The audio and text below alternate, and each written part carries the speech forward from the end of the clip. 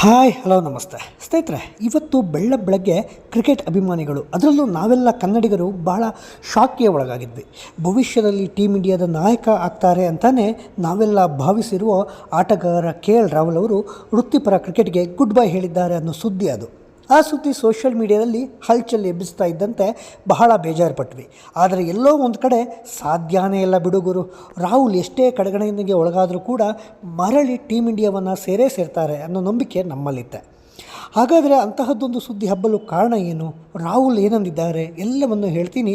ನೀವಿನ್ನೂ ನಮ್ಮ ಚಾನಲ್ಗೆ ಸಬ್ಸ್ಕ್ರೈಬ್ ಆಗಿಲ್ಲ ಅಂತಾದರೆ ದಯವಿಟ್ಟು ಸಬ್ಸ್ಕ್ರೈಬ್ ಆಗಿ. ಹೌದು, ವಿಚಾರಕ್ಕೆ ಬರ್ತೀನಿ. Team India wicket keeper, batsman ಹಾಗೂ ಇಂಡಿಯನ್ ಪ್ರೀಮಿಯರ್ ಲೀಗ್ನಲ್ಲಿ ಲಕ್ನೋ ಸೂಪರ್ ಜೈಂಟ್ಸ್ ತಂಡವನ್ನು ಮುನ್ನಡೆಸುತ್ತಿರುವಂತಹ KL ರಾಹುಲ್ ಶುಕ್ರವಾರ ಬೆಳಗ್ಗೆ ತಮ್ಮ ಇನ್ಸ್ಟಾಗ್ರಾಮ್ ಸ್ಟೋರಿಯಲ್ಲಿ ಶೀಘ್ರವೇ ದೊಡ್ಡ ಘೋಷಣೆಯೊಂದನ್ನು ಮಾಡಲಿದ್ದೇನೆ, ಕಾಯ್ತಾ ಇರಿ ಎಂದು ಬರೆದುಕೊಂಡಿದ್ದರು.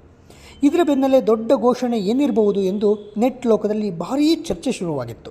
ಎಡಿಟ್ ಮಾಡಲಾದ ಫೋಟೋವೊಂದರಲ್ಲಿ KL ರಾಹುಲ್ ನಿವೃತ್ತಿ ತೆಗೆದುಕೊಳ್ಳುತ್ತಿರುವುದಾಗಿ ಬರೆದುಕೊಂಡಿದ್ದಾರೆ ಎಂದು ನೀಡಿರುವ ತಪ್ಪು ಮಾಹಿತಿ ವೈರಲ್ ಆಗಿದೆ.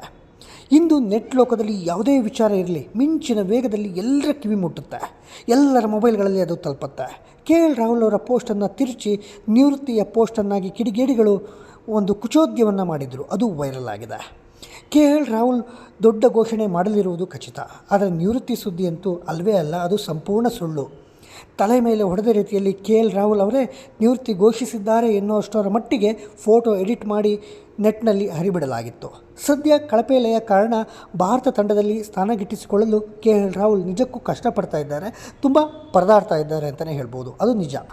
ಹಾಗಂತ 32 ವರ್ಷ ವಯಸ್ಸಲ್ಲೇ ನಿವೃತ್ತಿ ತೆಗೆದುಕೊಳ್ಳಲು ಹೇಗೆ ಸಾಧ್ಯ ಹೇಳಿ? ಕ್ರಿಕೆಟ್ ವೃತ್ತಿ ಬದುಕಿನ ಶ್ರೇಷ್ಠ ಸಮಯದಲ್ಲಿ KL ರಾಹುಲ್ ಇದ್ದಾರೆ. ದೊಡ್ಡ ದೊಡ್ಡ ಸಾಧನೆಗಳನ್ನು ಮಾಡಲು ಅವರು ಇನ್ನಷ್ಟು ಸಮಯಾವಕಾಶ ಕೂಡ ಅವರಿಗಿದೆ. ಎಲ್ಲ ಮಾದರಿ ಕ್ರಿಕೆಟ್ನಲ್ಲೂ ಭಾರತ ತಂಡವನ್ನು ಮುನ್ನಡೆಸುವಂತಹ ಸಾಮರ್ಥ್ಯ ಕೂಡ KL ರಾಹುಲ್ ಅವರಿಗಿದೆ. ಈ ಸಂದರ್ಭದಲ್ಲಿ ಇಂತಹ ನಿವೃತ್ತಿ ವದಂತಿ ಇದೆಯಲ್ಲ, ಹಬ್ಬಿಸಿದ್ದಾರಲ್ಲ, ಅದು ನಿಜಕ್ಕೂ ವಿಪರ್ಯಾಸವೇ ಸರಿ. KL ರಾಹುಲ್ಗೆ ಈಗ ಭಾರತದ T20 ತಂಡದಲ್ಲಿ ಸ್ಥಾನ ಇಲ್ಲ. ಟೆಸ್ಟ್ ಮತ್ತು ಏಕದಿನ ಕ್ರಿಕೆಟ್ ತಂಡದಲ್ಲಿ ಮಾತ್ರವೇ ಆಡ್ತಾ ಇದ್ದಾರೆ.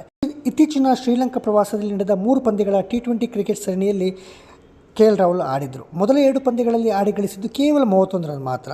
ಮೊದಲ ODIನಲ್ಲಿ ಎಚ್ಚರಿಕೆಯ 31 ರನ್ ಗಳಿಸಿ ವಿಕೆಟ್ ಕೈ ಚೆಲ್ಲಿದ್ದರು. 2ನೇ ಪಂದ್ಯದಲ್ಲಿ ಗೋಲ್ಡನ್ ಡಕ್ ಆದರು. ಬಳಿಕ 3ನೇ ಹಾಗೂ ಅಂತಿಮ ಪಂದ್ಯದಿಂದ ಅವರನ್ನು ಕೈಬಿಟ್ಟು ರಿಷಬ್ ಪಂತ್ ಅವರನ್ನು ವಿಕೆಟ್ ಕೀಪರ್ ಬ್ಯಾಟ್ಸ್ಮನ್ ಆಗಿ ಆಡಿಸಲಾಗಿತ್ತು. 2025ರ ICC ಚಾಂಪಿಯನ್ಸ್ ಟ್ರೋಫಿ ಹತ್ತಿರದಲ್ಲಿದ್ದು ಭಾರತ ತಂಡದ ಆಡುವ 11ರ ಬಳಗದಲ್ಲಿ ಸ್ಥಾನವನ್ನು ಖಚಿತಪಡಿಸಿಕೊಳ್ಳಲು KL ರಾಹುಲ್ ಅವರು ಸಕಲ ರೀತಿಯ ಒಂದು ಪ್ರಯತ್ನವನ್ನು ಮಾಡ್ತಾ ಇದ್ದಾರೆ. KL ರಾಹುಲ್ ಶೀಘ್ರವೇ ದೊಡ್ಡ ಘೋಷಣೆಯೊಂದನ್ನು ಮಾಡಲಿರುವುದಂತೂ ಖಚಿತ. ಇದೇ ವರ್ಷ ಡಿಸೆಂಬರ್ನಲ್ಲಿ IPL 2025ರ ಮೆಗಾ ಆ್ಯಕ್ಷನ್ ನಡೆಯಲಿದೆ. ಇದಕ್ಕೂ ಮುನ್ನ ಎಲ್ಲ ಫ್ರಾಂಚೈಸಿಗಳು ತಮ್ಮ ಉಳಿಸಿಕೊಂಡ ಮತ್ತು ಬಿಡುಗಡೆ ಮಾಡಿದ ಆಟಗಾರರ ಪಟ್ಟಿಯನ್ನು ಬಿಡುಗಡೆ ಮಾಡಬೇಕು.